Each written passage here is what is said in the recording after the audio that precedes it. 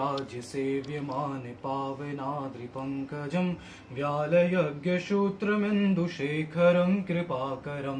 नारदादियोगिवृन्दिवन्दितं दिगम्बरं काशिकापुरादिनाथ कालभैरवं भजे कालभैरवं भजे भानुकोटिभास्वरं भवाब्धितारकं परं नीलकण्ठमीप्सितार्थदायकं त्रिलोचनं कालकालमम्बुजाक्षमक्षशूलमक्षरं काशिकापुरादिनाथ कालभैरवं भजे कालभैरवं भजे कालभैरवं भजे शूलटङ्कपाशदण्डपाणिमादिकारणं श्यामकायमादिदेवमक्षरं निरामयं